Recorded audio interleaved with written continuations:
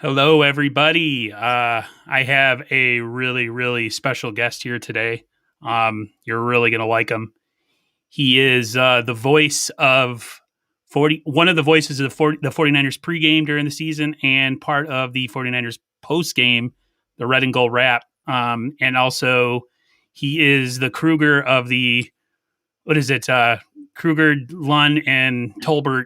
I did it in the wrong order, but he's It's Tolbert, Kruger, and Brooks. and Brooks. Yep, Yeah. he's one of the afternoon voices of KNBR 680. So I'm going to introduce you to Larry, let him tell him about himself, and then we'll get into this.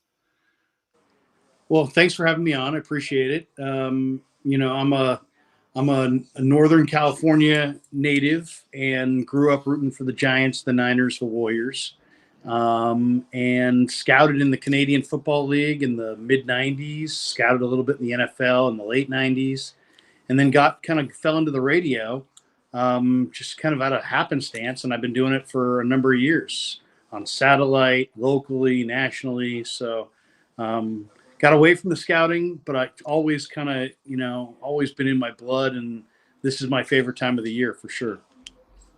That's definitely one of the reasons I wanted to have you on, because you were once a scout. And I feel like someone who has that kind of knowledge and experience, their expertise and what they think of like a quarterback in the top three might be something worth listening to. So I definitely never thought this would happen. I'd have you on. I've tried to call into like I said, the post game show many times and never gotten through. So this makes up for it.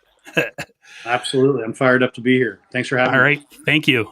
So I'm just going to get right into it. Sure. I'll post a question just on so the people can see it. But Sure. one of it, this is pretty, I mean, there's been so much going back and forth with this, but I'm just going to plop this on the screen. With everything we know as of now, who do you think the pick is? I think it's Trey Lance from North Dakota State. And I really have thought that ever since they made the trade. We were on the air, I believe, when that trade came down. And I told the guys right away that I thought it was for Trey Lance. And the reason for it is because the trade was made exactly 2 weeks after his pro day, where Fields and Jones pro days were upcoming at that point. And to me, you're not trading 3 number 1 picks unless you know there's 3 quarterbacks that you want to draft. And I just think when you looked at Trey Lance's year, where he only played 1 game, everybody knew early on that his pro day was going to be a huge percentage of the evaluation. Mm-hmm. So I think they definitely wanted to wait until after his pro day. When I watched his pro day, my takeaway was this guy's going, 1, 2, or 3. I mean, I really thought his pro day, the first one I saw, was incredible. So the fact that they made that trade up, I think they did it with him in mind. I know Kyle Shanahan really likes Mac Jones, but I also think that he understands that that there's a chance that Trey Lance is going to be the next Josh Allen, and that's a whole lot more attractive than who would you say Mac Jones is the next Joe Burrow, right, or the next Kirk Cousins, or the next Matt Ryan. I don't even know if the Matt Ryan comparison works for me, but I just think that you don't trade 3 number 1s to get just a guy who's going to run, like a point guard. You get a guy who's going to be a threat. And I just really believe that Lance, I personally like Fields quite a bit. But the more I look at Lance, the more people I talk to that I know in the scouting community in Canada, both in Canada and the United States, I just feel like he checks every single box that you could potentially want checked, and for that reason, I think he's going to be the pick. I'm really hoping he is too. I was early on with me and a lot of the guys that follow me on this channel. We were big on like Justin Fields, but I kept listening to what you were saying about him being kind of like a film junkie and a guy who likes to get better and how smart he really is, and you you take that into account with the way Kyle Shanahan, how difficult that offense is to pick up. And to me, Mac Jones is more of a facilitator, like a point guard. Whereas someone like Trey Lance or even Justin Fields, it's like they have that dynamic part of their game where they can play outside the structure of the offense and make plays off platform. And my whole thing with Mac Jones is like, I've seen that already. I've seen that story. The Niners have that quarterback as of now.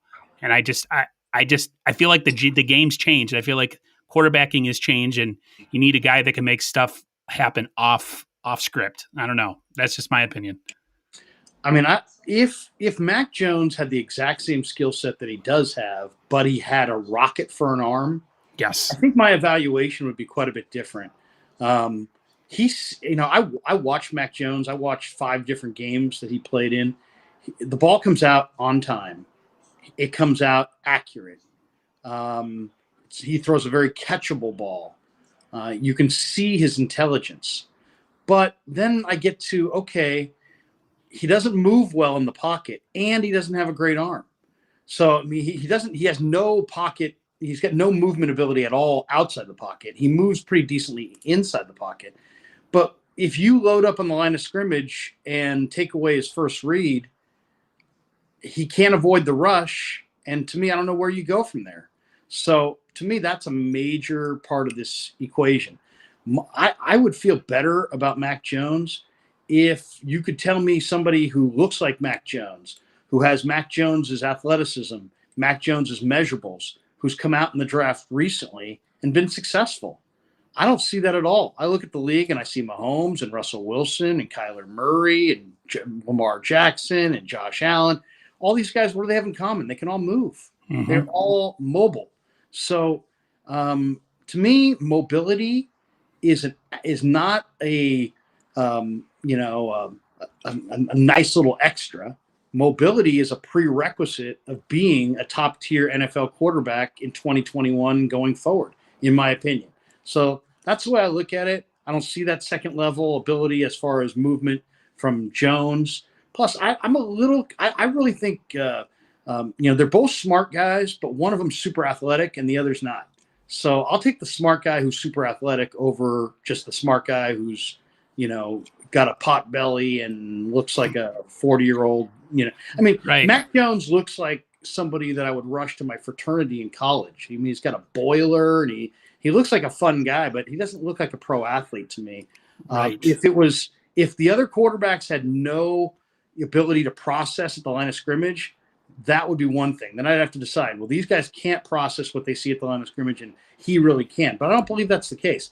I think Fields and Lance, also can process. I think Lance does it a little bit quicker than Fields, and despite the fact that he played FCS.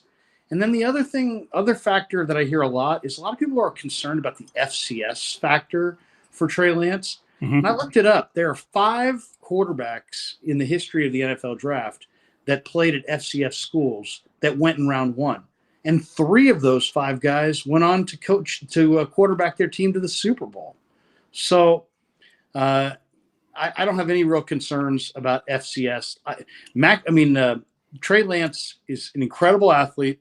He works very, very hard. He's smart. He can process what he sees. He's got more experience taking snaps from center. Mm-hmm. He set his own protections, and he was rarely sacked.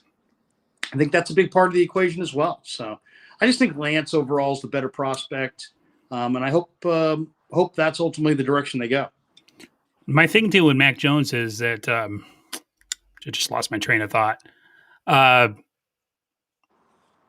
There's the argument they always have of Lance hasn't had enough experience, but Mac Jones, from what I gather, has had pretty much the same amount of games experience played. Right. And I don't know. I feel like that's a lazy narrative for Trey Lance to say that he doesn't have enough experience. I think they both have only played 17 games, if I'm correct. That's right. Yeah. So, I'll say it. I think Mac is more advanced than Trey right now. Mentally, in some ways. But Trey's more advanced than Mac in some ways. Mac's only taken like 10 snaps all year from under center. The rest of it's out of the shotgun and out of the pistol. So that's a huge transition. I mean, anybody who's ever coached football will tell you, learning to take the proper drops, the proper steps on your drops, and timing that up with, hitting your back foot and the ball coming out. That's a major part of Kyle Shanahan's offense. And Mac Jones has very little experience doing that. And Trey Lance has a lot of experience doing that. So that's just one area. I think Mac is really advanced in that. I think he's really smart, and I think he really works at it. But I also think Lance also has high-level capabilities.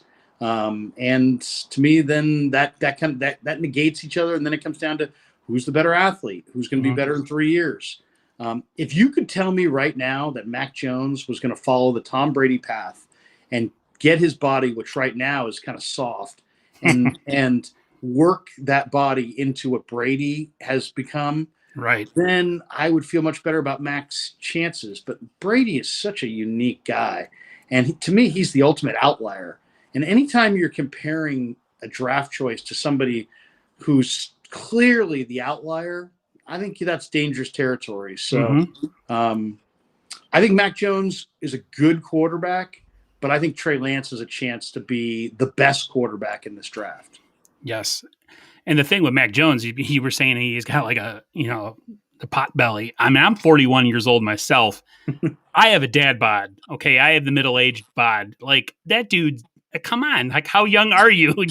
You already look like that. And it bothers me. I'm not trying to body shame or anything like that. I'm just, it's just, you see that there's a picture that somebody cropped that has Shanahan and Lynch, and then they have him standing in between without a shirt.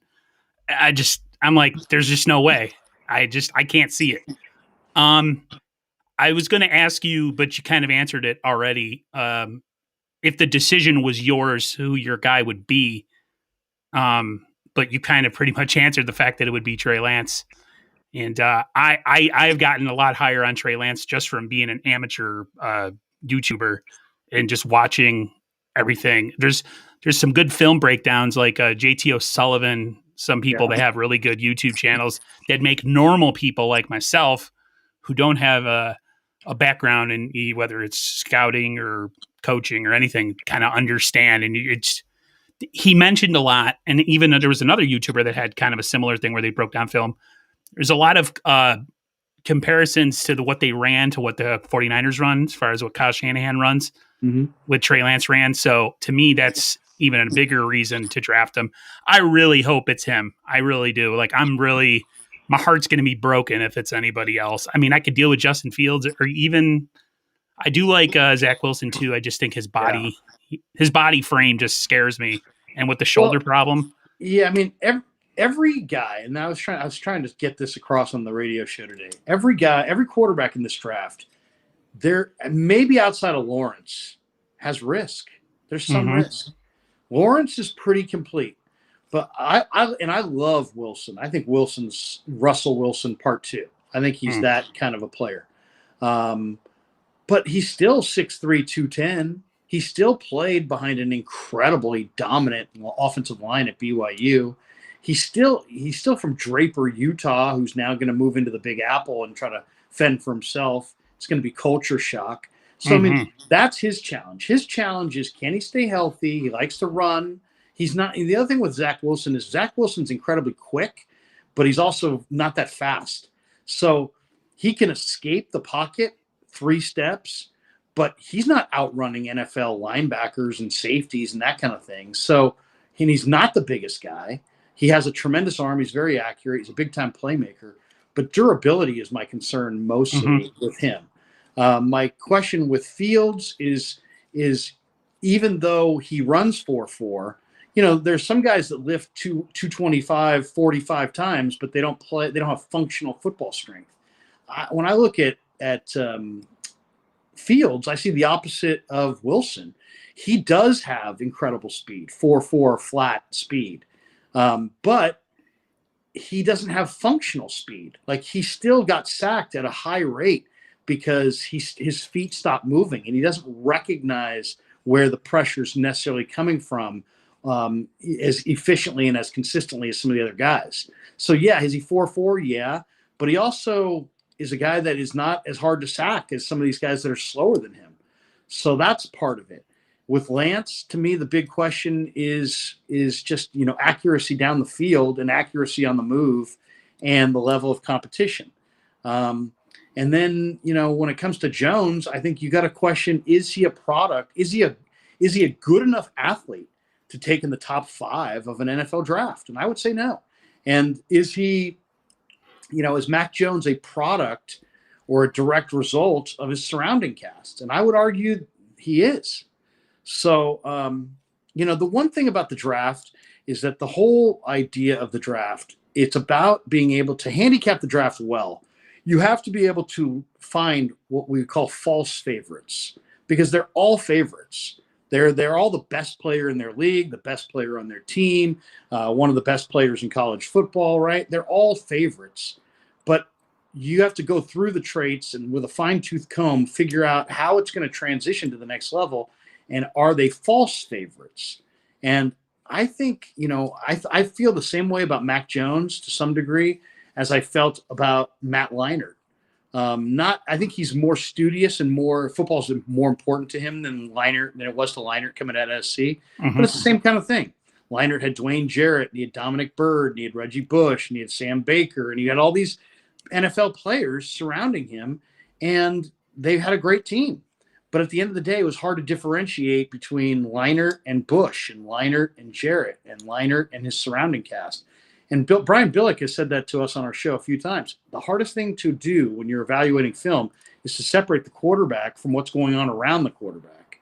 So personally, I just think that the false favorite angle on Mac Jones is that he was made to look better by his surrounding cast.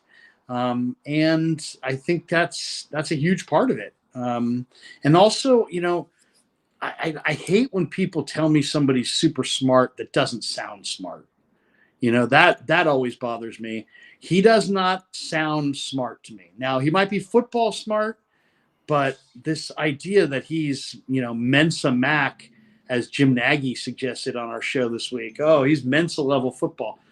He might be Mensa level football, but he's not Mensa level, normally outside of football. So I don't know. I would feel better if there was something more tangible about the Mac Jones profile. If he had a little bit better foot speed, if he had a little bit better arm strength, if he had a little bit more athleticism, if he had a little bit more quickness, if he had just had a few more traits that you could really hang your hat on physically, I'd be okay with him, because he is coming off of the best statistical year in the history of college football. I mean, that's really what he put up this year. But how much of it's him? How much of it's Devontae? How much of it's Waddle? How much of it's Najee? I can tell you right now, I watched a lot of the national championship game. Ohio State had to walk that safety up to the line of scrimmage to deal with Najee Harris. And that meant that you had Devontae Smith, the Heisman Trophy winner, in one-on-one coverage. And you could park a semi between Mac and the rush.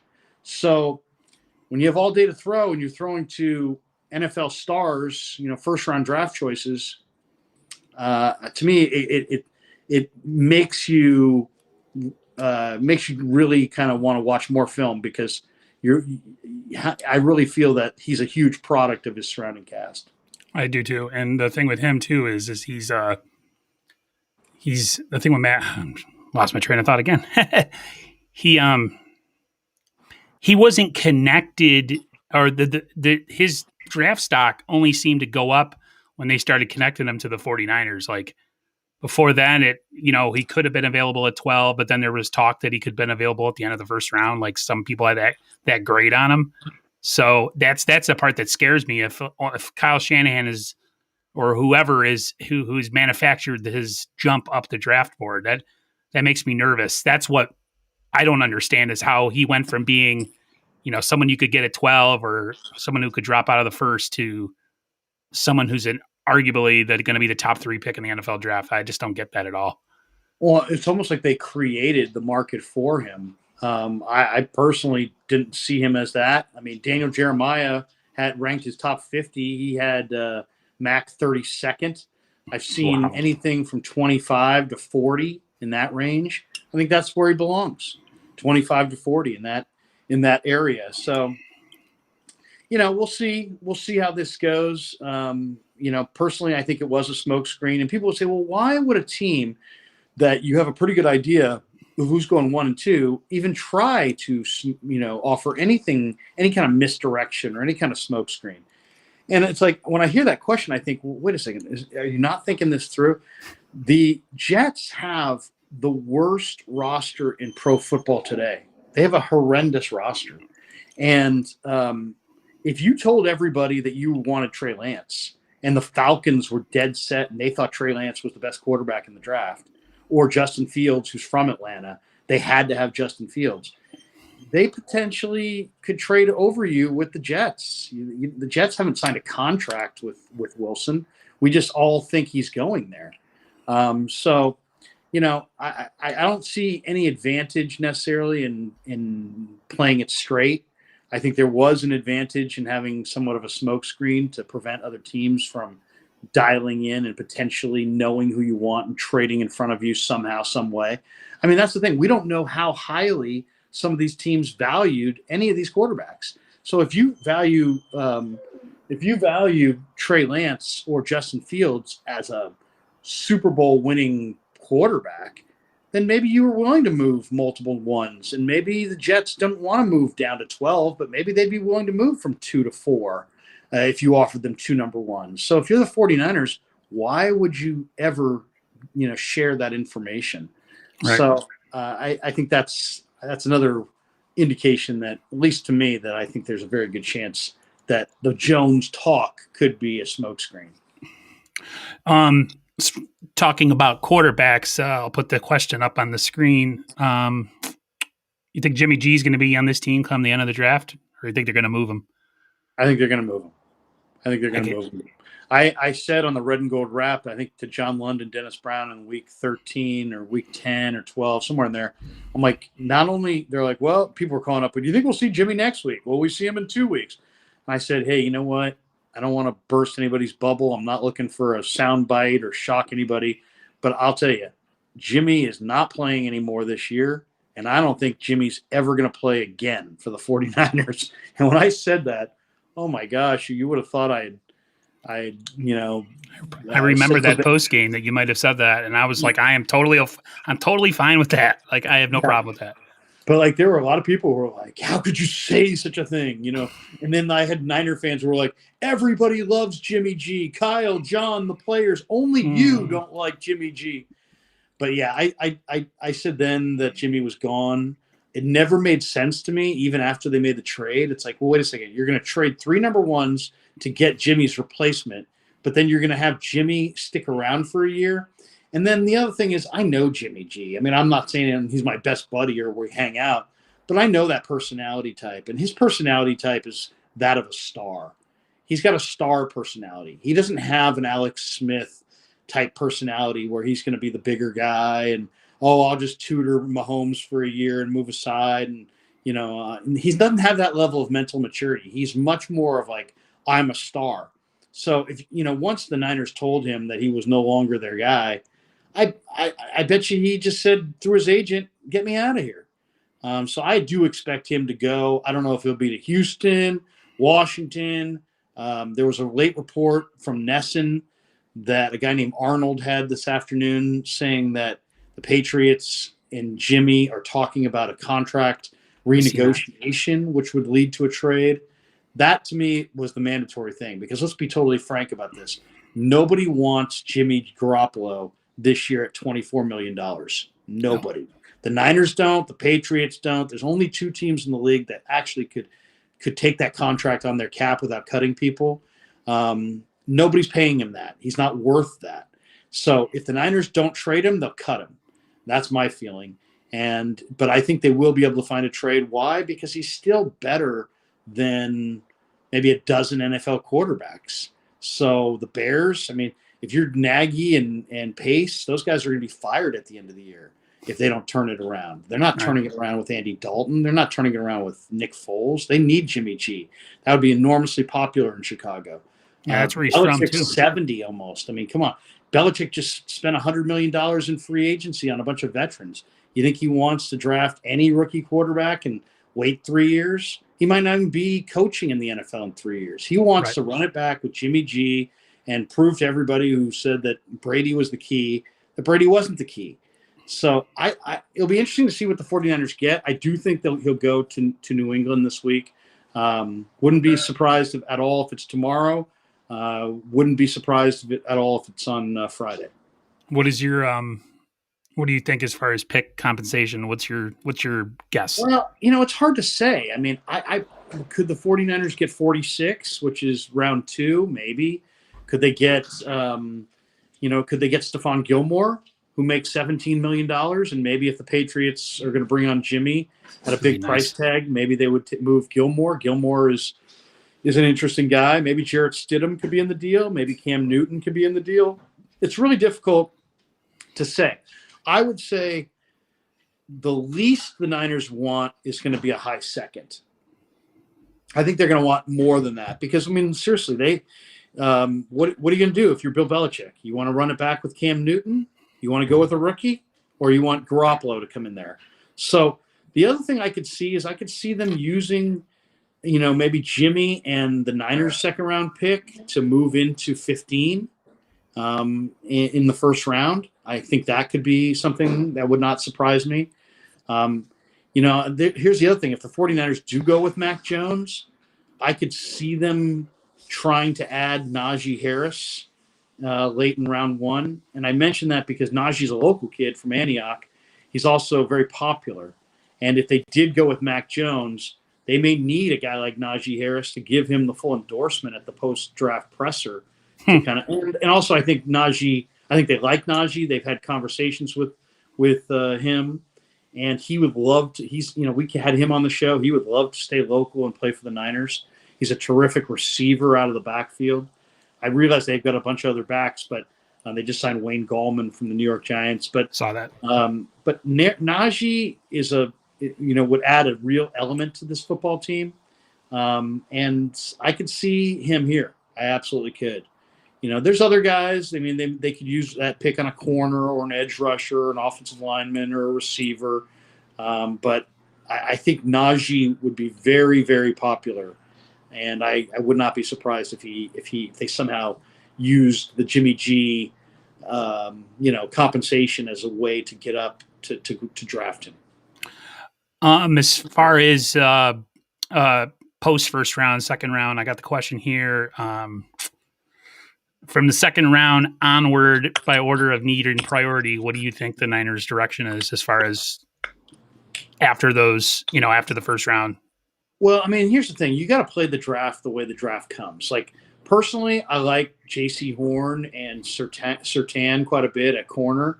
And corner's a major need for the 49ers. But I really don't love the corners at the top of the second round. And I think there's going to be I think the Niners, who have 3 picks in the 5th round, they might be able to go corner twice in the 5th round.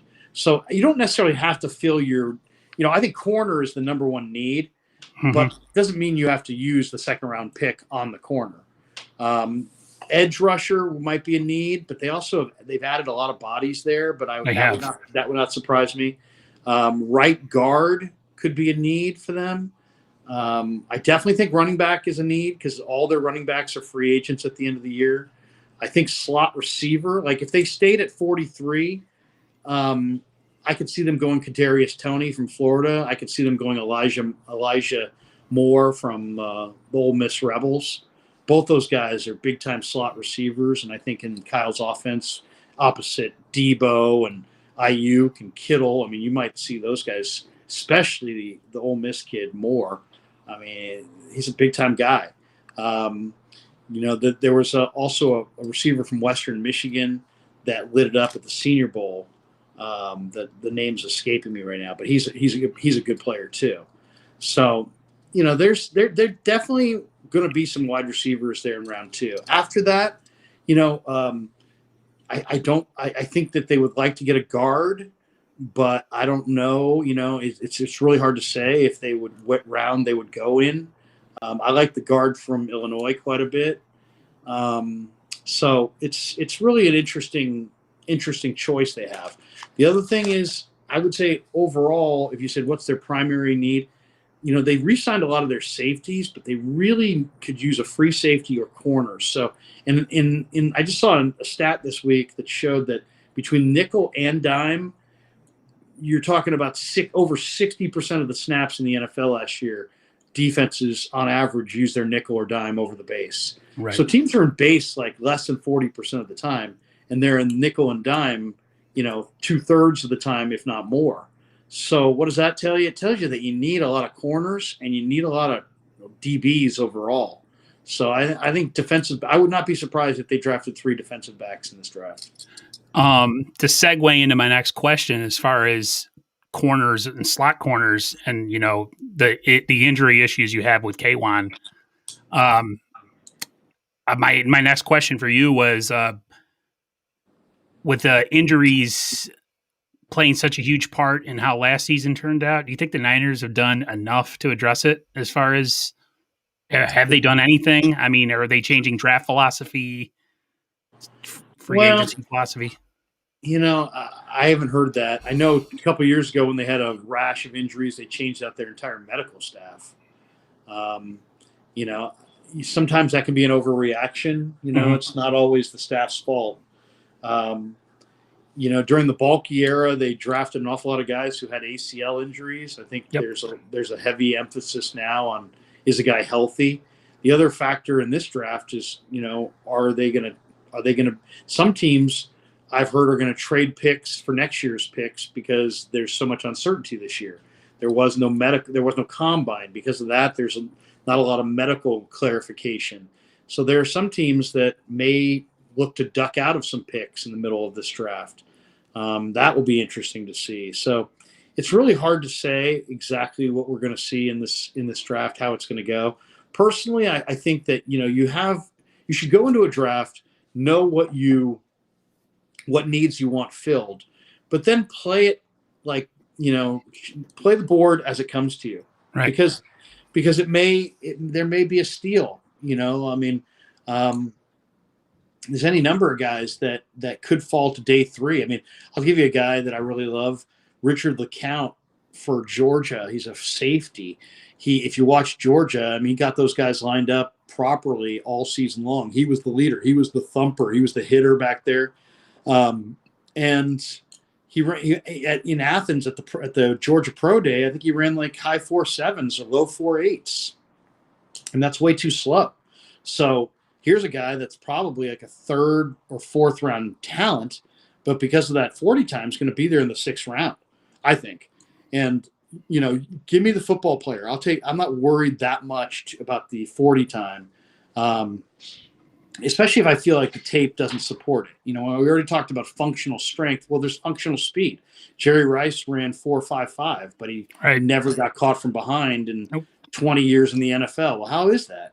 And then there's other guys. Vernon Davis ran 4.38, and he didn't play to that speed. So, there's functional strength and functional speed, and that's what you're looking for when you're scouting. And that means when you find a guy that has the functional speed but doesn't run for the stopwatch, there's value there, right? Because you got a good football player that you feel plays faster than he times. And to me, LeCount is in that category. Speaking of injuries, you think this is kind of make or break for Jalen Hurd this year? He kind of doesn't. No doubt. His agent's a friend of mine. This guy started at Tennessee, transferred to Baylor, played running back, moved to receiver. He's 6'5", 6'6", about 225. Man, he looked great in training camp before he got hurt. And he's now had a couple of years where he's had some injuries. So this is it. He's going to get a shot. There's definitely room. If he plays to the talent level that he has, he'll for sure make the roster. And maybe even will be an impact guy for them. I hope so. But, if he doesn't make the roster, it's probably the end of the road, to be totally honest. Yeah, and he got injured on air last year. They were like on a side field if I was – right. Yeah, like no one touched him. That always is a bother when, guys get injured in non-contact drills.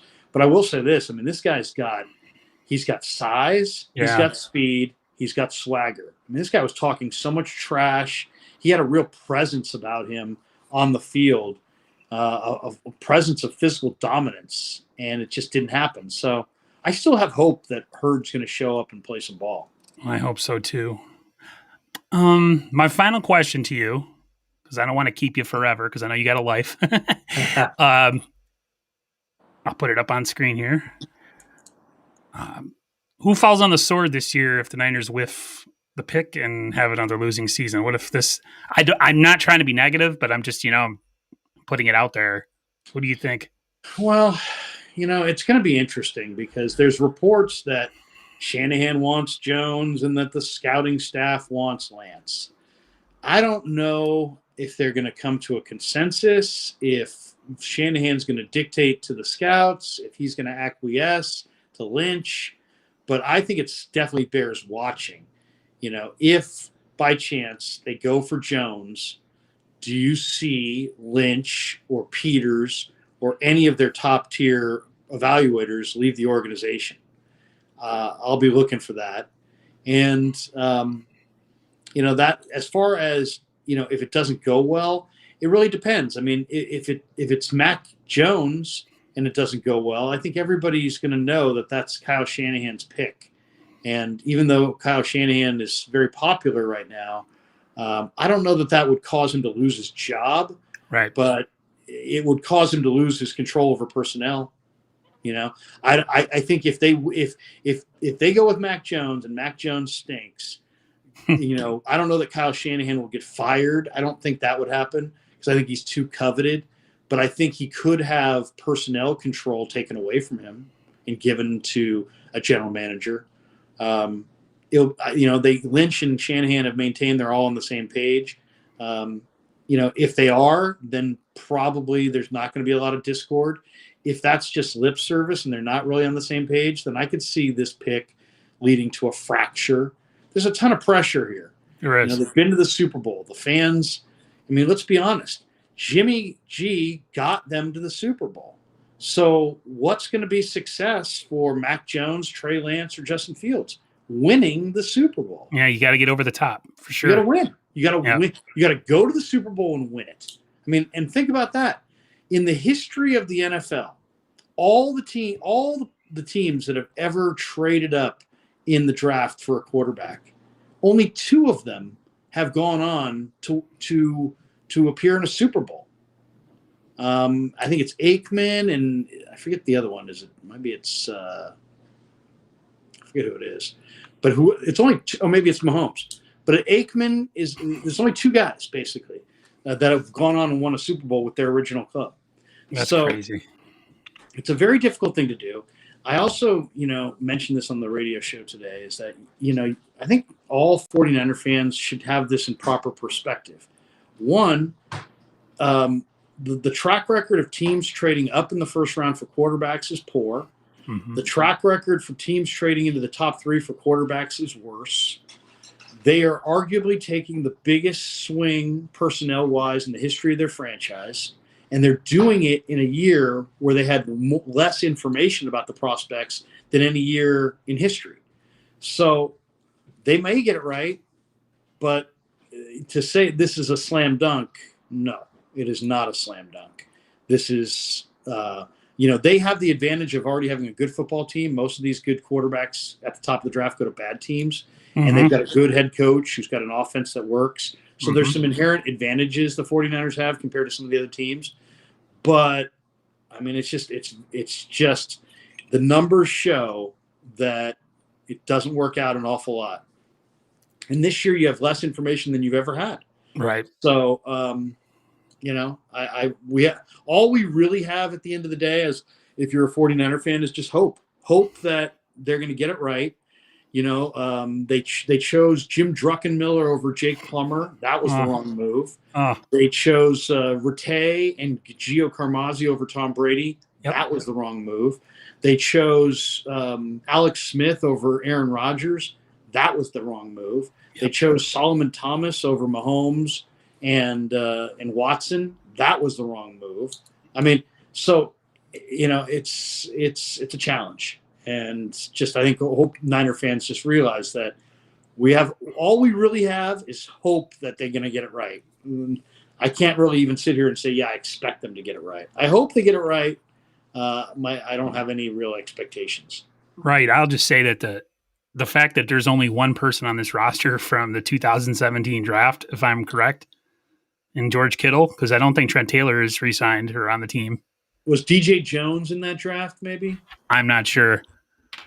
There was some statistic the other day about the Niners had a rough first draft, missing out both first rounders, and Reuben Foster, Ahkello Witherspoon, C.J. Beathard, Joe Williams. I mean, it was Trent Taylor. I mean, they missed. Yeah. And here's the other thing too is that, people are like, well, I'm down with Kyle Shanahan. Kyle Shanahan is a very good offensive coordinator, but it's a totally different skill set to be a scout and to pick personnel. And just because you can design a play and just because you can produce an offense that produces points doesn't necessarily mean that you can handicap personnel.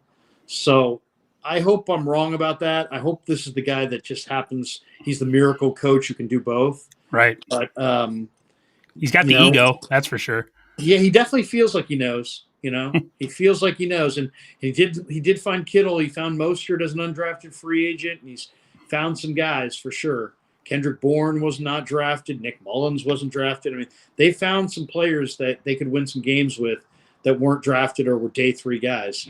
So we'll see. Maybe they can do it again. Awesome. I really appreciate you coming on my channel. I'm beyond words to say thank you. Oh, absolutely. Someday I'd love to have you on again. I know you're a busy guy with all the stuff you do for KNBR, and you have a life outside of all that too. Don't worry, and don't worry, don't even sweat it, man.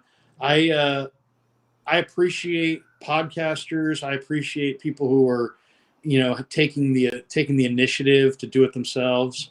I admire that quite a bit, and I'm here for you. So if you want to rap again after the draft, just you got my Twitter.